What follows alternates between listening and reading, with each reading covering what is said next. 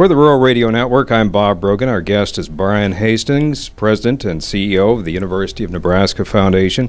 And he's with Dr. Hank Bounds, who's on a week-long Getting to Know Nebraska tour. This being your second trip to the station, how is it going as far as the job is concerned? You completed the largest, the campaign for Nebraska Unlimited Possibilities.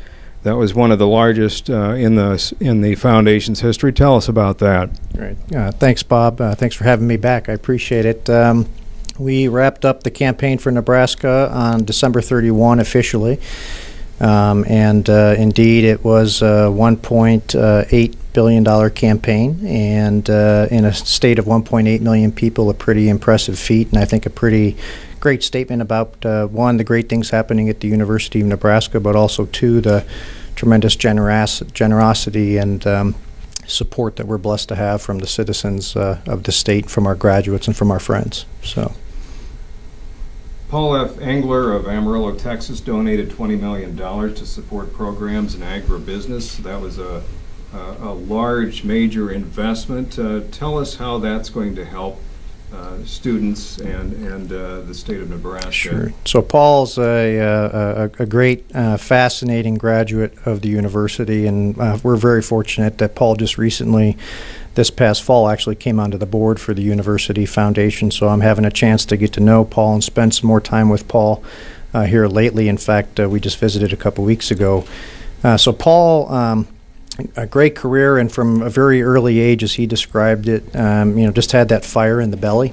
And what he really wants to do is to find kids in Nebraska who want to develop businesses, particularly in the agribusiness space, and give them the opportunity at the university through scholarship support so they get access to a outstanding education at an affordable cost. But also with mentorship opportunities, and he has other business leaders and entrepreneurs come in and spend time with the students and tell them their stories about successes but also failures. And then hopefully through networking and other support, including a venture fund that's part of his gift, can hopefully help with some startup as well. And so there's students who are coming out of that program now that are starting their own businesses. There's one in northeast Nebraska who's starting a chicken production business and going to move into egg production. There's one who's got a business plan to help bring motivational speaking and leadership coaching skills out to rural communities and to help people in rural communities and on the farms with those types of skills. So I think it's going to be a fun one to watch for the next 10, 20 years and see these kids graduate and see what they get to go out into the world and help accomplish. Another success during the campaign was the contribution of Marvin Stumpf of Grant. His gift resulted in the Henry J. Stumpf International Wheat Center. Tell us about that.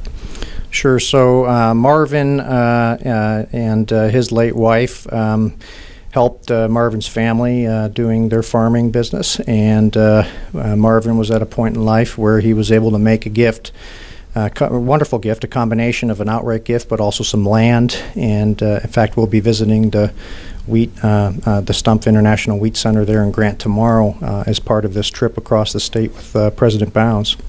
And again, I think firsthand, somebody who saw the beneficiary of innovation and new techniques and wants to help by bringing the university out there and enabling them to do some additional things to help the wheat farmers moving forward in the future. But a great gift, and as Marvin has said, a great way to leave a legacy for his family and what they've done by having that wheat center there.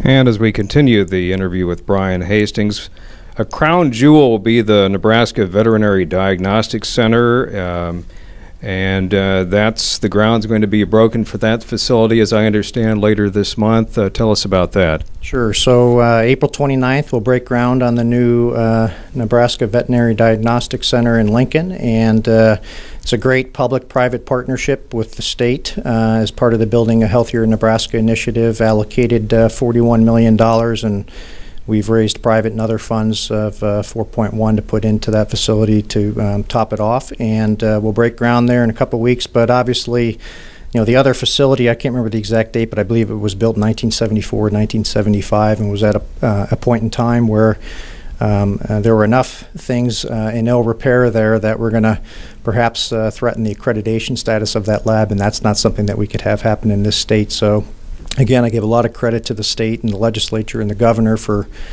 backing that project, and also to our donors and to the university for putting together the matching funds for that. But whether you're a small animal veterinarian, a small pet owner in this state, or somebody who's using that lab for other things, for important diagnosis and fast diagnosis of something that's happening with on your ranch or in your farm, we need to make sure that we keep food safety and the health of the animals in this state. So that's going to be a great project. What kind of shape is the foundation in now that you've completed this large campaign?